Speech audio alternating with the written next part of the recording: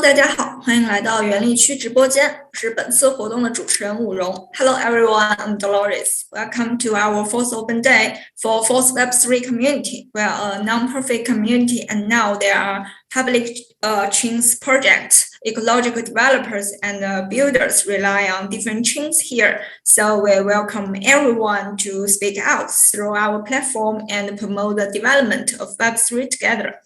Thank you for joining us at the fourth open day where we are going to talk about everything Web3 and the future of the internet. We can also a best place to launch or discover brand new products constantly. Today, I'm so happy to have you here with us, and we are going to talk about the Phala Network as well as some questions in our panel.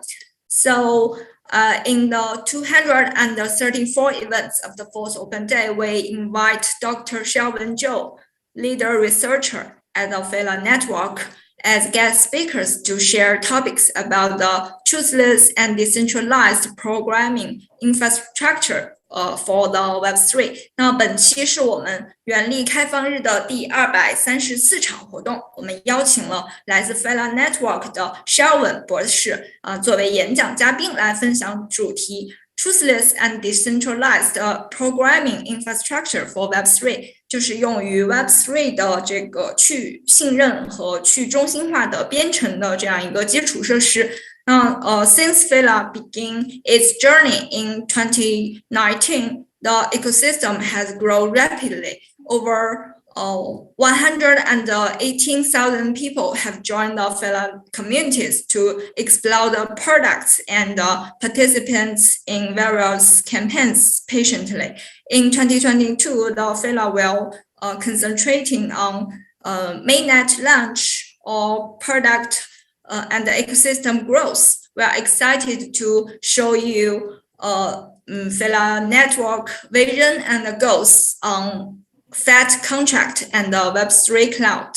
So, 那话不多说，就有请我们的嘉宾 Phala Network 的博士Shelvin博士哈，为我们分享更多的关于Phala Network 团队和去中心化以及去信任的这样一个基础设施的信息。那有请我们的嘉宾 Shelvin 开始精彩的分享。首先呢，先有请 Shelvin 给我们就是做一个自我介绍。Hey, Dr. Shelvin, please introduce yourself briefly for our Chinese audience online.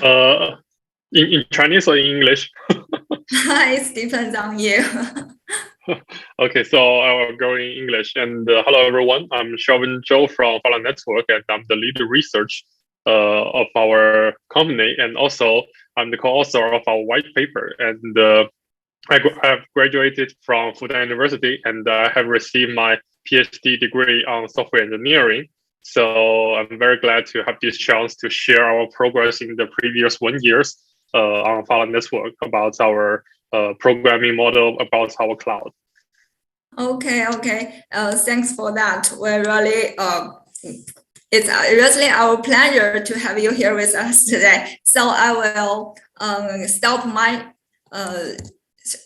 screen sharing, and you can start sharing your screen. Okay, thank you. Okay, it's perfect. We can see it. Okay, so today's topic is the trustless and decentralized Web3 infrastructure, and actually this is the vision of Phala Network to build such kind of infrastructure, so more people they can use our computing cloud in a decentralized way and in a trustless way. Also, okay, so I have already covered this part.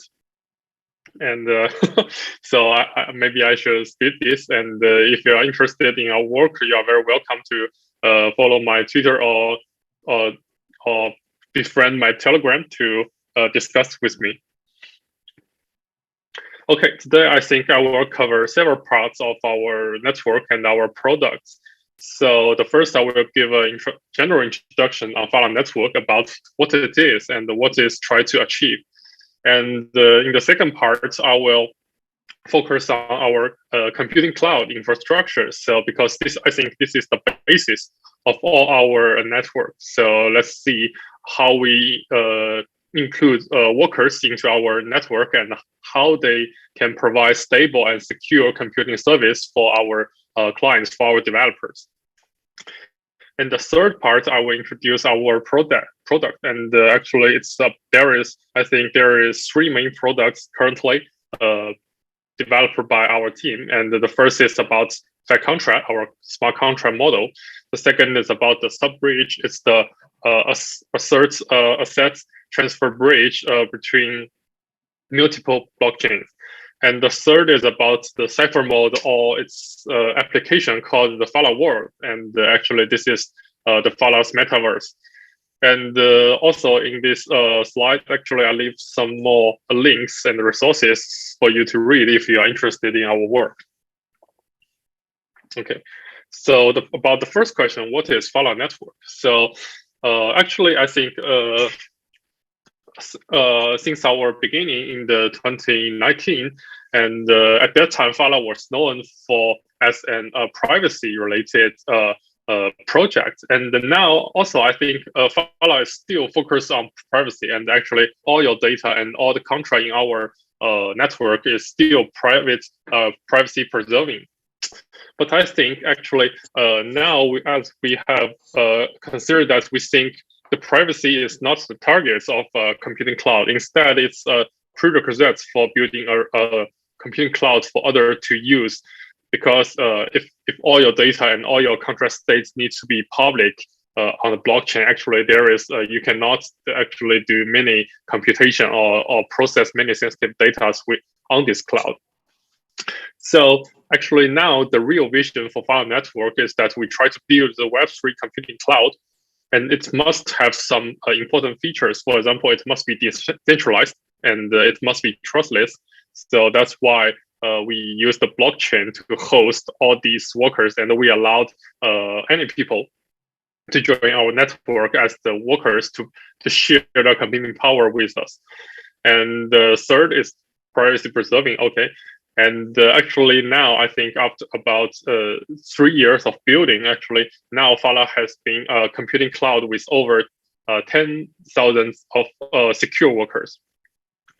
So I think that maybe we are the among all the projects in the Web3 world, we are the one with the most secure workers among all these blockchains. So actually, also since we have now focusing on the computing part, actually we try to enable our developers, our users, to combine Phala Network with other decentralized storage solutions.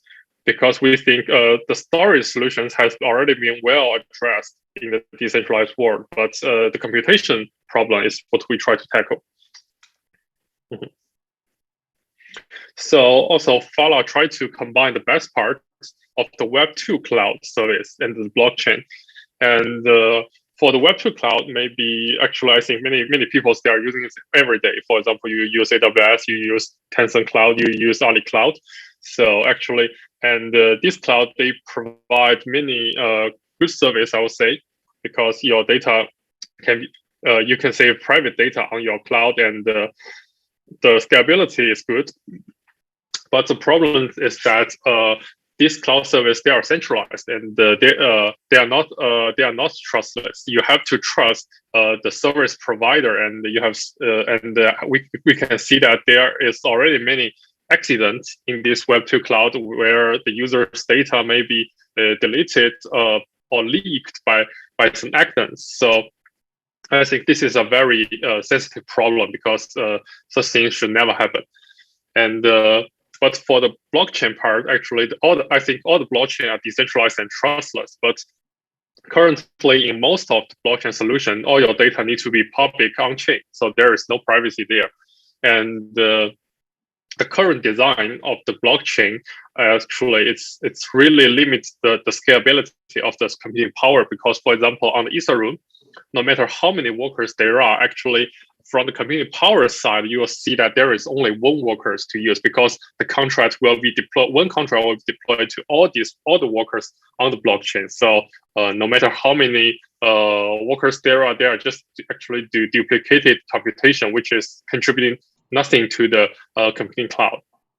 So in our network, actually, we try to combine the best part of these two and provide a Web3 computing cloud which satisfies these 4 features. So, and okay, so let's talk about the computing on the Web3. And actually, I think Ethereum is the first blockchain to support computing. But actually, I have already explained that the computing power in Ethereum cannot be scaled, and that's the reason why people always complain about the performance of Ethereum and the high gas fee of the Ethereum. So this is also, I think this is the reason why this problem exists.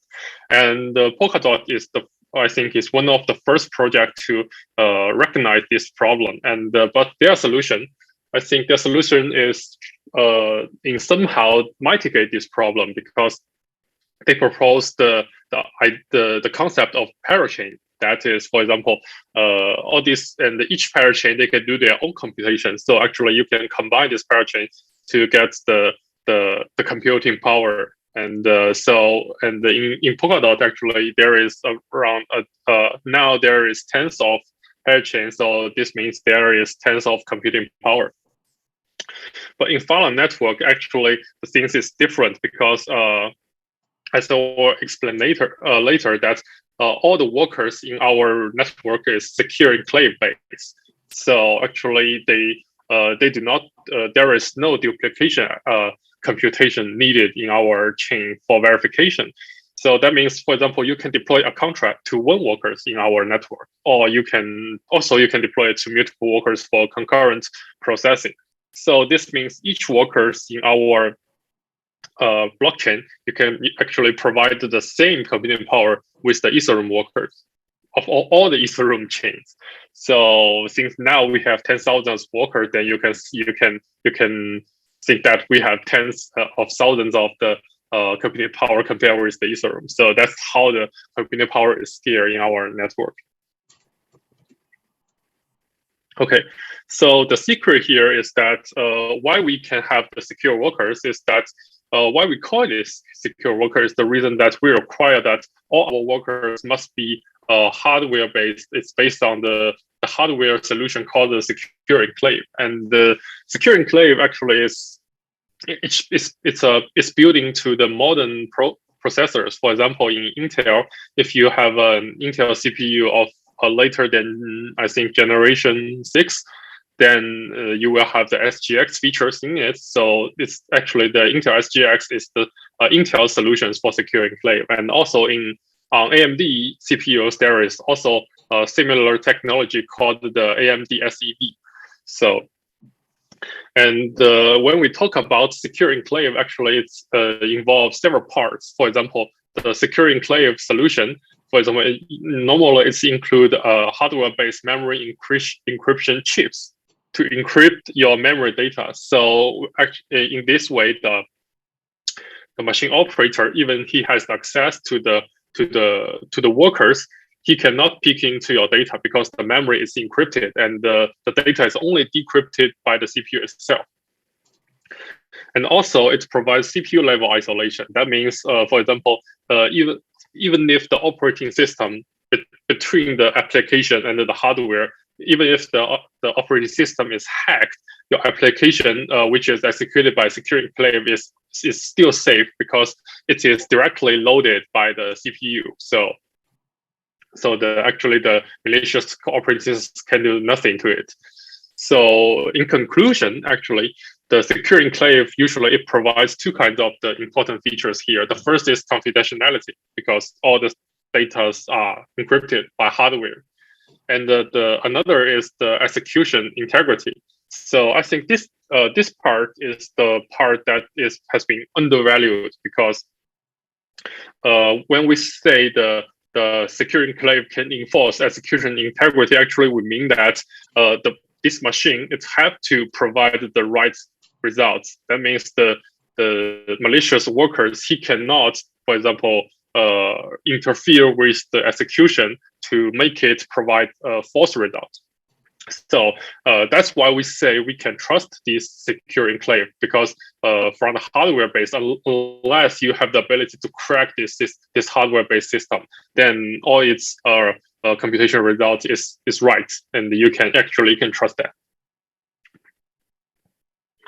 So we have talked about the workers, and actually, I think the whole ecosystem of Phala Network can be divided into two parts.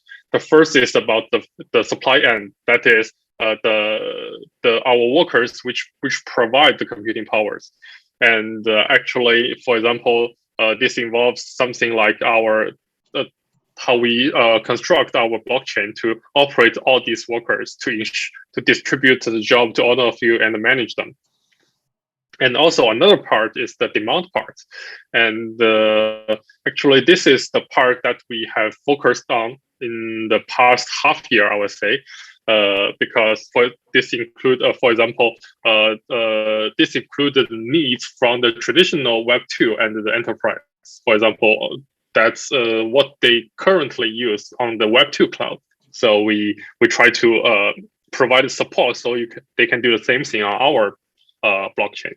And another part is the Web3 native demands, for example, like the smart contract execution, like the on-chain token transfer, like the on-chain asset operation, and now the latest, the metaverse and GameFi backend, such kind of computing needs. So we try to balance the two parts and to make them both work on our network. Okay, that's the reason why we issue the Phala token, and actually it's used. I think the Phala token is closely related to the computing power. So, for example, when the workers they try to join our network, we ask them to stake a certain amount of Phala token. So if they really do something wrong, for example, although they cannot steal your data, they can, for example, deny of service. They just unplug their machines. So in this way, if they cannot provide stable service, then their staked file will be slashed.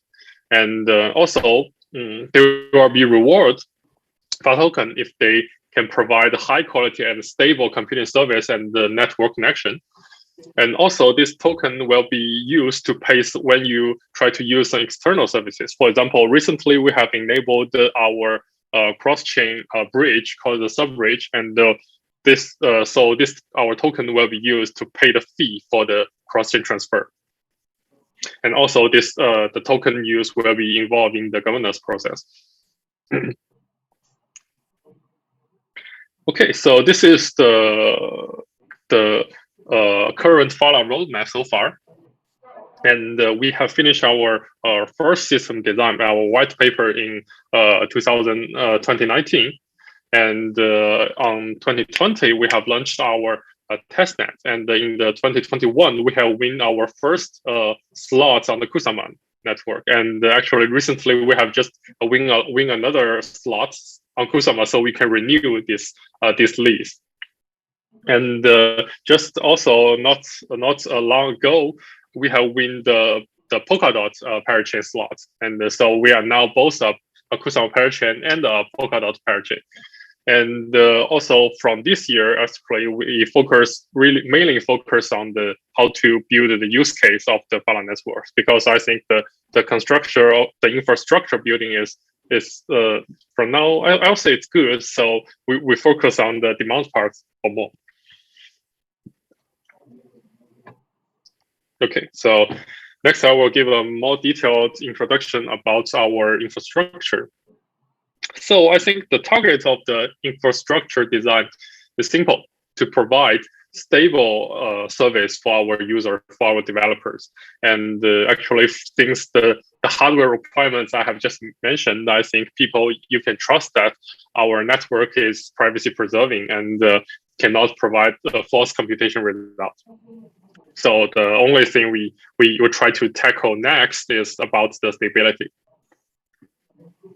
So this is our mining model. Actually, I will not ask you to look at this equation because it contains a lot.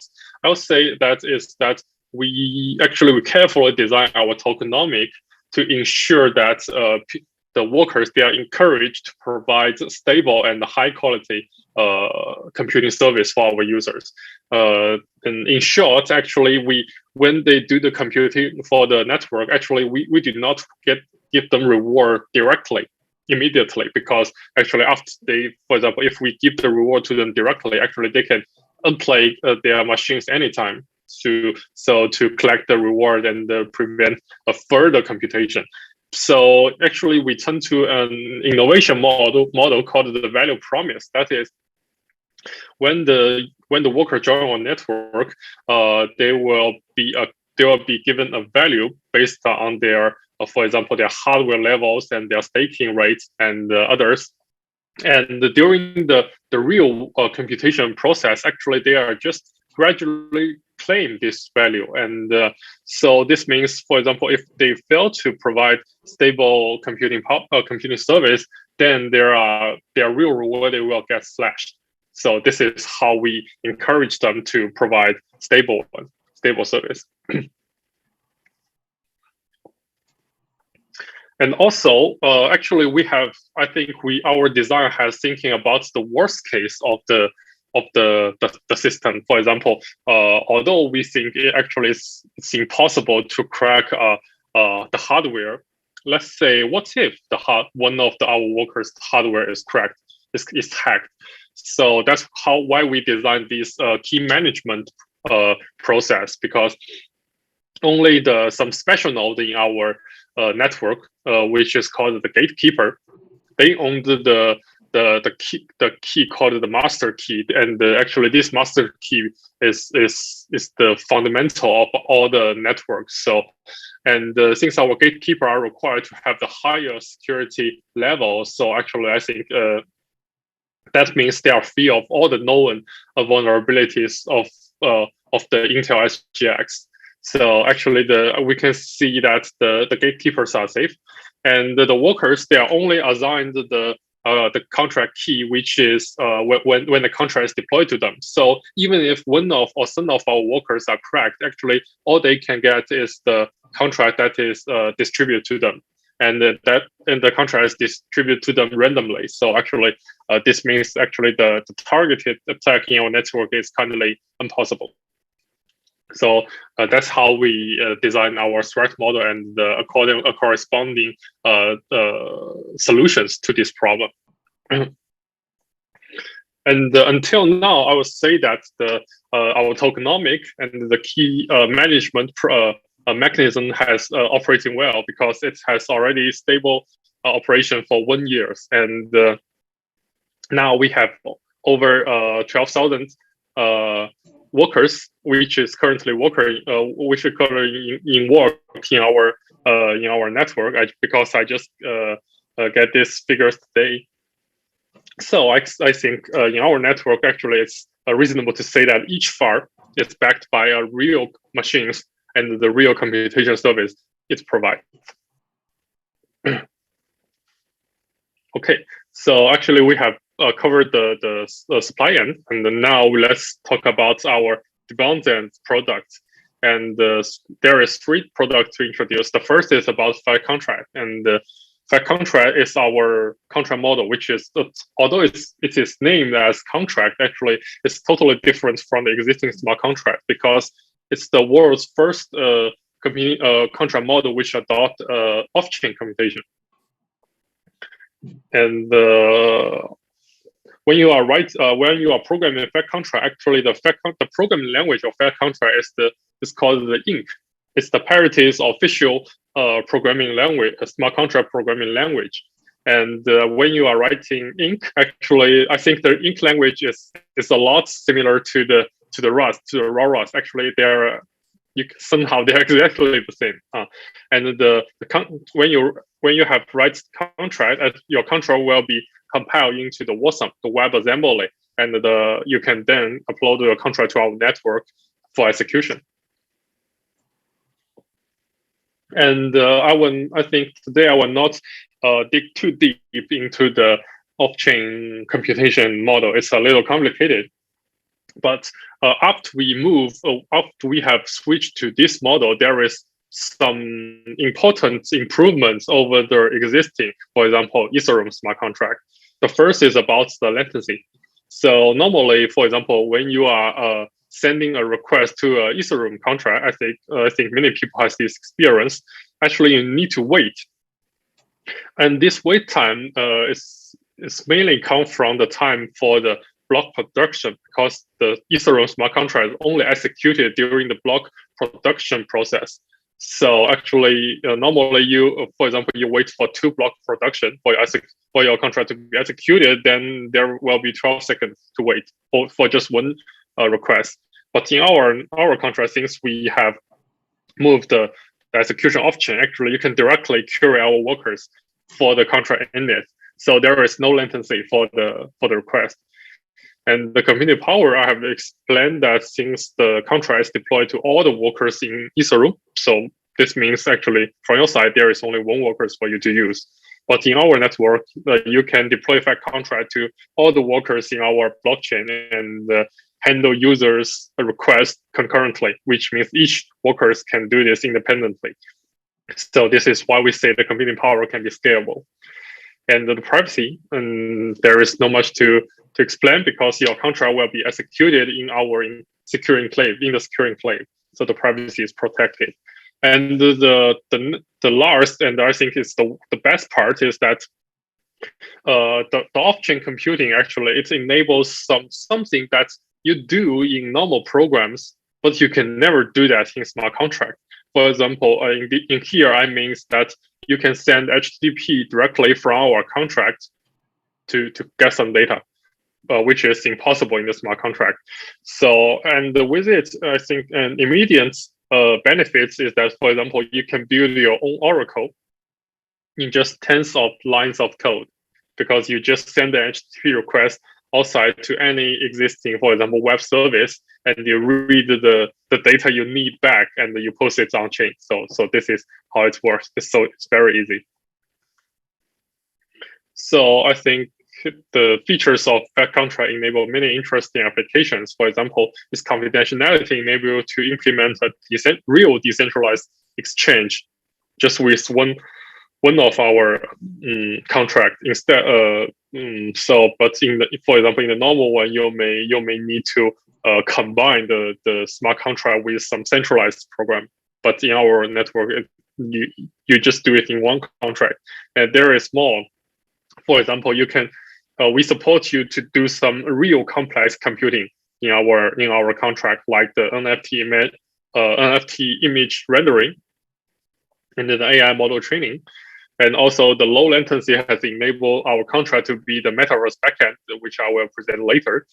And the last, after you have the internet access, you can read some data from outside world, right? So this makes your contract an oracle. And on the other side, actually, you can use your contract to manipulate something. For example, you can send the request to your Telegram or Discord bots. So actually, or send an email. So actually, this enables your contract to apply some side effects on the outside world, which is impossible with existing Oracle service. So this is a simple example we hear. Actually, we use this example for many workshops. And I think this is, for example, if you try to implement this with traditional smart contract, it will take a lot of time, because it's impossible to do it in smart contract. You have to combine the centralized logic. But in our network, for example, in this case, you can use our contract to verify that someone, some on-chain account, he really owns the for example, one GitHub account, and it's operating this way. For example, first, in your contract, you can ask the users to post something with his GitHub account, and also the same can apply for the Twitter. You can ask people to send some Twitter, and then the users can file an attestation request to our contract, and the contract will verify that whether he's claimed GitHub accounts or Twitter accounts has really sent the contents we want him to send. And if it is, then the contract can sign a report for our users that he really owns this account. And for any other one who has received this report, actually they can verify it from our blockchain, because the contract contains the pub key which is published on our blockchain, and you just use it to verify the report is processed. So in this way, we can see that it's very easy to use our contract as a root of trust to attest it at all the off-chain data in the Web2 or Web3 world. So, and this is one of them, I think, a very useful case for the smart contract, because actually this scenario usually is called the decentralized identity, and it's a very promising features for the and the fundamental features for the metaverse. And another thing is that, for example, with the HTTP request capability, you can use our contract with the storage service and turn this unsafe storage service into safe storage service. For example, our contract can be a delegate for you. And for example, when you try to upload some files onto this storage, your files may be leaked by this storage service. But the things you can do is that you can first upload it to our contract, and we will do the encryption for you. And this key will be only available in the secure enclave. It will never leave the contract, never leave the hardware. So then we will upload the encrypted files for you to the storage service, so your data is always safe. And also, we support. I think actually it's not published now, but we will publish later. Is that we try to support to run a Docker image in our secure workers. So and then you can use your contract to manage this Docker image. So actually, in this way, actually you can combine the smart contract with the traditional normal programs, and to release the real power of our workers. Okay, so and this is a demo I do, is that actually I have successfully migrated the open source rendering service called the Blender into our workers, and use the contract to invoke this service. Actually, I can make it open source, but let's first see this demo. Yes, and before this demo, actually, I have uploaded I have uploaded the file on to some storage service, and then we submit the file handler to the contract.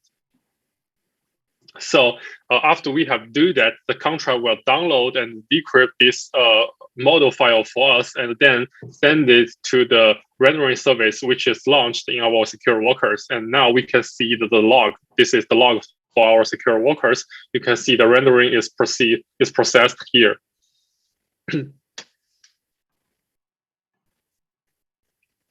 Okay, yes, the render has finished, and now the result file has also been encrypted and uploaded to the storage service, and it gives you the handler to claim this result, and then we can download it.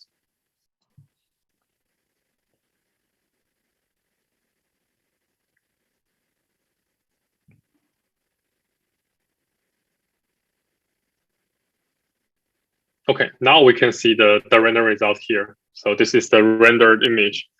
So actually, I think all this example shows our design principle for fat contract. First, we try to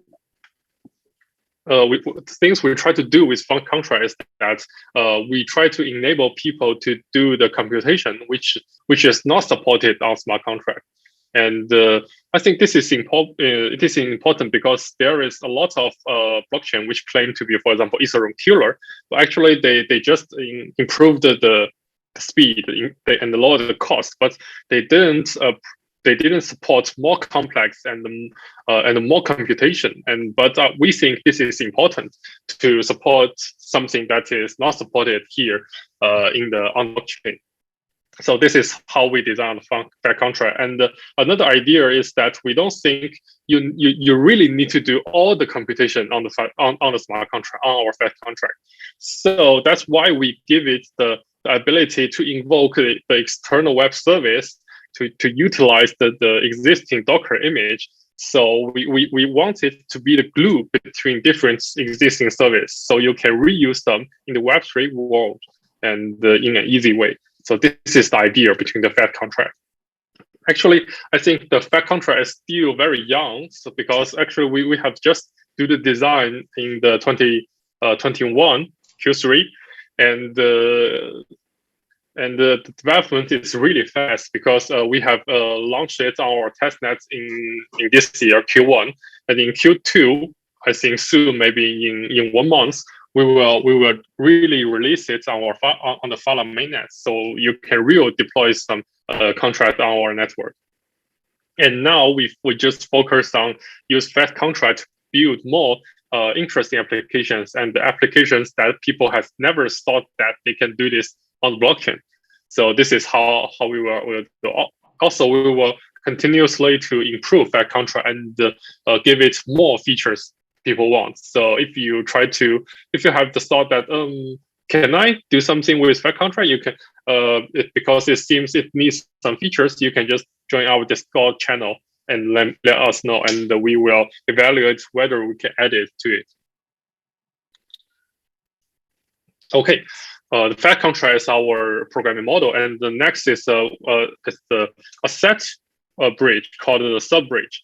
And actually, sub-bridge, although it's named as the sub-bridge, actually it itself is not a bridge. Instead, it's try to connect all the existing bridge solutions. So itself is a router.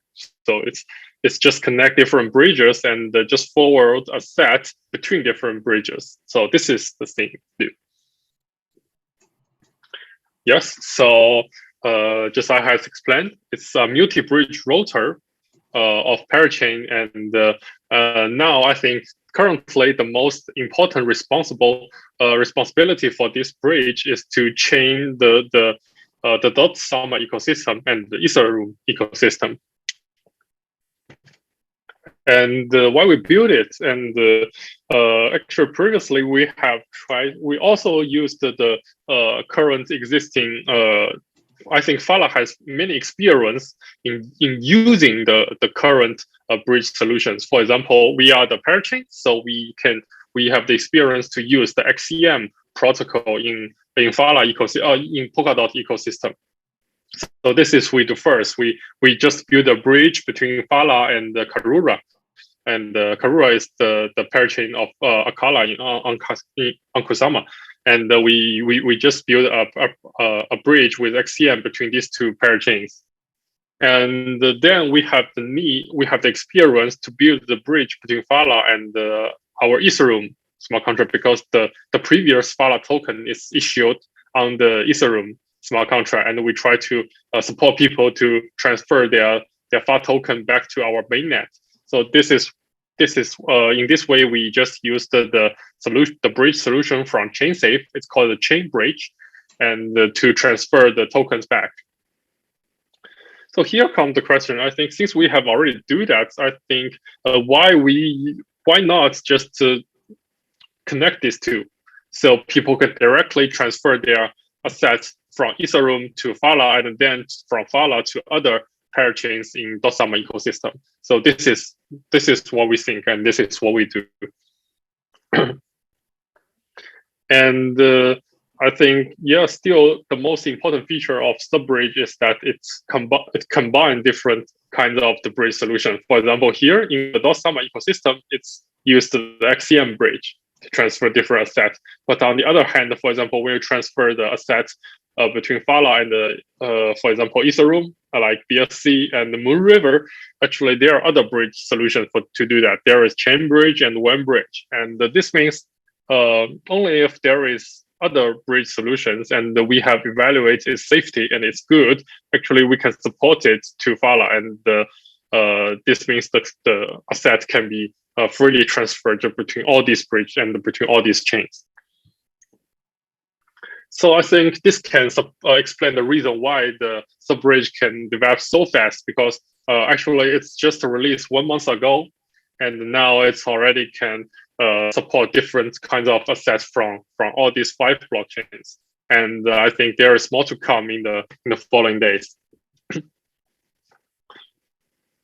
Yes, and just I has explained, it can be released just 1 month ago, and also in this quarter we will integrate small bridge solution. The one is called the one bridge, and this means after this has done, I think the number of the supported assets on our chain, our bridge will be significantly improved, because there are many assets that one bridge supports. And also we will follow the upgrade of the XCM in Polkadot ecosystem. So we will support XCM v3 in the quarter 3. Okay, the last product of our network is called the Cipher Mode. And the Cipher Mode is the metaverse framework with soulbound and decentralized identity integrations. And I think actually there is some metaverse frameworks, and most of them there are traditional actually game developer SDKs. But Cipher Mode is the first one to be decentralized native. And also I think the soulbound, the NFT it's a relatively new concept, and actually it has been recently proposed by the Phanatics, and let's explain later what's the soulbound means. Also, okay, I think the mission of the Cipher Mode is to enable any community to set up a customized experience in the metaverse, and intuitively and efficiently. So actually previously, to develop a metaverse is real it's real needs some works, because actually you need to integrate so many existing services. For example, you first need to choose a metaverse SDK, for example, like the Decentralized Sandbox and others. And then you need to choose the NFT protocols behind this, for example, like the Remark, OpenSea. And then you will need some to choose where to deploy your server. For example, you can deploy on centralized server like AWS, or you may need to develop some Ethereum smart contract, or you can choose our community service also. Finally, you also need to usually use decentralized ID solutions, because you need to identify your users in the metaverse. So you may choose Latency or Tilt or others. So for a newcomer, actually, this can be really hard, because you need to spend a lot of time to read their document and to see how to combine them together. So this is the problem our Cipher Mode try to solve. So the Cipher Mode actually it has already integrated so many solutions. It supports so many solutions, and all you need to do is that you choose one solution from one of these, and you combine them together, and you get your own metaverse. So this is what this SDK is used. Also, I think actually we have already used this SDK to develop our own metaverse. So this metaverse is called the Phala World, and it's the most significant features of it is that it supports soulbound NFT. And let's see what the soulbound NFT is. Okay, here. So actually, soulbound NFT means is that actually when you have your character in the metaverse, there is two kinds of the NFT. The first is kind of is called the shell. For example, actually most of the current NFT is the shell NFT, and it's just describe your appearance, right? And the features of shell NFT is that it can be transferable. You can just transfer your NFT to others. You can buy the appearance you like from others. So the shares NFT can be transferable. And on the other hand, there is the sole NFT, and the sole NFT is it's bounded to your own individuals. And in this case, we can see there is some attribute of yourself, for example, the strength, the intelligence, the willpower, and how we get this data actually, because we evaluate this data from your behaviors. For example, we will ask you to connect your Discord account to this sole NFT. We will ask you to connect your GitHub account to this sole NFT, just as I have showed it with previous fact contract. And after that, we will evaluate your behaviors. For example, have you contribute many code to our Phala code base? If you commit a lot of code to our code base, then we will give you a very high intelligence. So this is the sole NFT is about. Actually, the sole NFT just represents you in this metaverse, and that's why it is untransferable. So it's just bound to you. So actually, the sole NFT and the share NFT, they are combined together to form the complete you with the appearance and with the internal soul. So this is how it works. And let's see what's about the Phala world. Yeah, so this is the sole NFT, and all these attributes are based on your behavior on chain, and the other parts actually is just like the normal NFT. So this is your shell. You can be the cyborg, like you can be Android and others. There are different species here with different levels.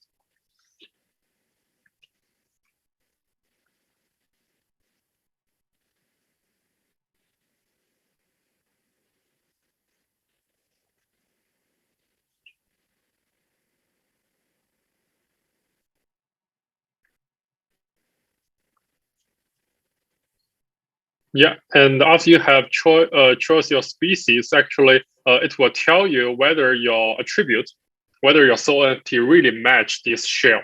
So if it match, actually, it will enable more capabilities.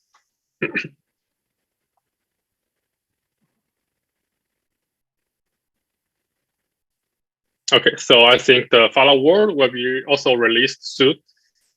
And okay, so that's my introduction of Phala Network and its products. And if you are interested, actually, I have shared these slides in our the link, and you can always visit our wiki to learn more about Phala work and our contract.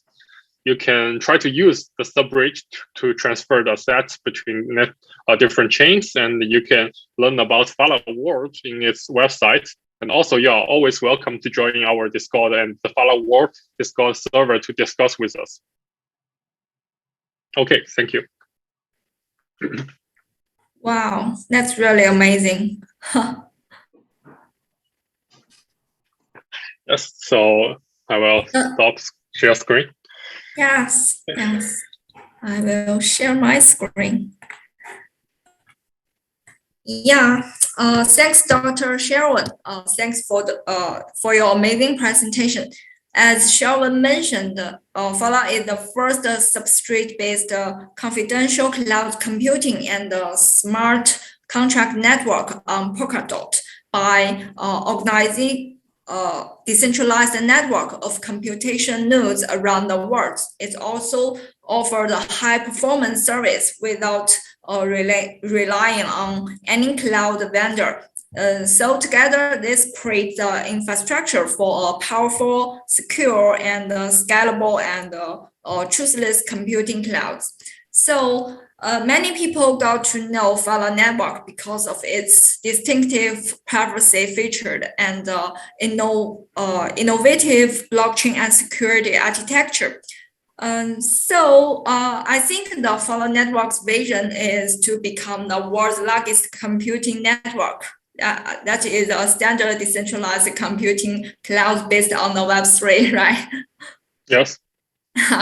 对，就是解释一下我们刚才肖文博士啊，就是在他的这个非常精彩的展示中，跟我们就是展示了整个 Phala Network 的一个非常全面的一个信息。那 Phala Network 主要就是解决计算这个叫 Web3 Cloud 中的一些信任问题，就是通过世界各地组织的一些分散的计算节点的网络，然后在不依赖任何这种供应商等等的这种情况下去提供高性能的服务。这种算是一种嵌入型的隐私技术啊，然后可以实现多功能或者机密的这样子的一个处理。那他们共同就是组成了我们Phala Network 的一个强大的、安全的，并且可以扩展的无信任的这种去中心化的计算云的这样一个基础设施哈。那应该我在网上得到的消息哈，应该是已经获得了第13个平行链插槽拍卖，然后对是吗？那这个是要问博士。是这个不久之前吧，其实对没错。对，就是我这边看到的就是 Phala Network 另外一个非常长期的目标，也是为个人和企业提供一种身份的保护。这些都帮助我们在 Web3 或者元宇宙等等这下一代互联网中进行一个无信任的存储的服务和一些更加扩展性更强或者强大的这些基础设施来支撑下一代互联网的发展。那好的，再次感谢 Shelvin 博士的精彩分享。我们期待在2022年啊 ，Phala Network 可以在更多领域有更多的进一步的发展和合作。那接下来我们就进入我们的 Q&A 环节。我们这边也是准备了几个问题，想和 Dr. Shelvin 这边探讨一下。So I'm going to move on to our panel and more about Phala Network. So welcome Dr. Shelvin to join us for the Q&A. The first question is, as a practical providing trustless computing to Web3, what aspect will Phala Network fill in the gaps in the field of decentralized computing service field? Dr. Shelvin, would you please answer this for us? Okay, so I'll say first I would say actually the current decentralized computation it's completely blank, I would say. Because let's think about it. First, what is the current most popular use case of for example, the existing smart contract? And I would say there is two. The first is that when you, for example, the ERC20 token you use every day. And the next is the NFT. It's the ERC721 standard. And I think the common features of both these use cases is that they do not involve real computation. For example, you just store a map between the user accounts and the owned NFT and the owned token on the blockchain, and the computation is really the computation power need is really small. You just add some numbers together or minus the numbers. So actually, there is no real computation case in the current blockchain. And also, but for example, for the other the so-called decentralized apps, for example, like the previous very popular the Stephan application and the other application. Actually, I would say actually the real decentralized part in it is real limited. For example, it only involves a contract for the token for the balance in it, and for the main logic of the application, actually they deploy such application on centralized server like AWS. So this is the problem, because we see that all these projects, although they are Web3 projects, there are decentralized projects, they are forced to use the centralized storage solution. And the important reason is that there is no usable computing, decentralized computing service in the world. So that's why we try to do this. And I will mention that, for example, although we have the current project have achieved great process in the decentralized storage solutions like the Wave. You should know that. And but actually there is no real computation project. So this is what Phala is trying to do. And I think Phala can do it for two reasons. The first is that we have the most number of the secure workers in the Web3 world. There is no other chains which owns so many workers like us. And so this means we have the computing power to support all this computation. And the second reason is that I think we have totally redesigned our system and contract. For example, that's why we try to propose a totally new contract model, the fair contract, instead of just a support, for example, Ethereum smart contract in our secure worker. That can be much easier, but we do not choose that way. We try to redesign the whole system and redesign the whole contract model to support these real computation requirements. So that's my answer to this question. Wow, that's really creative project, and they solve a lot of security or some other problems for us. Yeah. No, so the second question is, what's the difference and the advantage between the innovation of Web3 cloud service of the Phala Network and other similar type of the protocol? Actually, I saw in Dr. Sheldon's presentation, there are some difference between the blockchain and the Web3 clouds. So would you tell us more about additional information about this? Okay, so maybe to answer this question, maybe we need to first define what kind of protocol we regard is similar to Phala, and so I will still go because people always ask, for example, what's the difference between Phala and the other privacy concerned projects like the Secret Network, Oasis Network. And also, when we talk about the privacy, it seems there is also other solutions which is not used secure enclave. They are not use special hardware. Instead, they use the zero knowledge proof. Right? There is ZK rollup and other projects. And also, I will just compare Phala with these projects. So I think there is some common features between Phala and there. So we both focus at the extra provide privacy features compared with existing blockchain. But I just explained, I think the privacy is the prerequisite for Decentralized Computing Cloud from my mind. But for others, it seems the privacy is their only concern. For example, like the Secret Network, they just try to support the EVM. Like us, we design a new contract model, but they focus on the, for example, they focus on the privacy of the DeFi. So that's why they choose to support the EVM.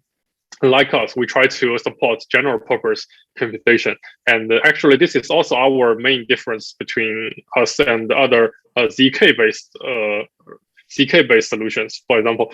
And because I think this is the support for general purpose and the complex computation is the limitation of the current zero knowledge based solutions. Because from the research part, the current zero knowledge proof method just cannot support complex computation because it really take the times for them to generate the proof for the computation, and this process can be even much longer than the computation time itself. So that's what I would say about Phala Network inclusion. In conclusion, first, the privacy is our prerequisite, and our real concern is about the computing cloud. And the second, we focus on the general purpose and the complex real-world computation, which is not of the concern of our so-called similar protocols. Oh, I know. Mm-hmm. Yeah, I think Phala Network is more focusing on the security computation and some scalable things. Yes. Yeah. The third question is, at the end of the last year, Marvin, founder of the Phala Network, mentioned in an article that Phala will focus on supporting and encouraging the construction of the metaverse ecosystem. So for now, what are your team's plans for the metaverse? Actually, I saw there are some in Dr. Shelvin's presentation, there are some steps and progress about the NFT and the metaverse. So could you please tell us the next step about this in this field, like the NFT and the metaverse? Would you please tell us more about your plan in this area? Okay, Marvin is really bullish about the metaverse, and actually, and Marvin is he is the proposer of the Phala world and the Cipher Mode. So actually, I'll say first, Phala is developing its own metaverse. It's the Phala world I have just presented, and you can now, I think the Phala world, although it's the first to support soulbound NFTs, but actually it's still not a metaverse, because you cannot do it like you just put on a VR goggles and so you are really in the world. So that's our plan. We will build it into a real metaverse that's just like the other existing, I would say, games you can play in this world. And also actually the Cipher Mode actually, it's I would say it's just contains all our experience in developer the Phala world, and we just try to enable people to reuse this to develop their own metaverse. So also with development of Phala world itself, the Cipher Mode will also be developers, so provide similar features for others. And in the last part, although I think the link is not very clear, is that we can see that I think the fat contract itself can be also a very important building blocks for the metaverse, because you see what we need to build a metaverse. We need decentralized identity, and we need other, for example, you need game servers to run the metaverse servers. And I think that contract can be used in all these scenarios. And so actually you can combine the Cipher Mode and the Fed contract together and deploy it on network. So this is my final plan, or final version of my metaverse game server service. Yeah, well, really looking forward to that day, the future about the metaverse. So really, thanks for our guest, Dr. Shelvin, come here with us today. So we are looking forward the Phala Network will have more development in the product and the community in the 2022. So 非常感谢我们的 Dr. Shelvin 今天来到我们的原力区直播间，感谢 Shelvin 博士，Shelvin 博士，拜拜。好，谢谢大家。拜拜。好的，非常感谢大家来到我们的原力开放日，感谢我们的嘉宾和直播间的朋友们。那原力区呢，后续也会继续为大家带来更加有趣的话题及生态资深大咖的分享，欢迎关注我们的原力区公众号，然后加入 Telegram 和 Discord， 在社群内呢，我们也会和大家进行互动和交流，精彩活动第一时间知道。好，感谢大家。我们下周二再见。Thanks for everyone. We do hope you have a great day with us. See you next time. Bye bye. See you.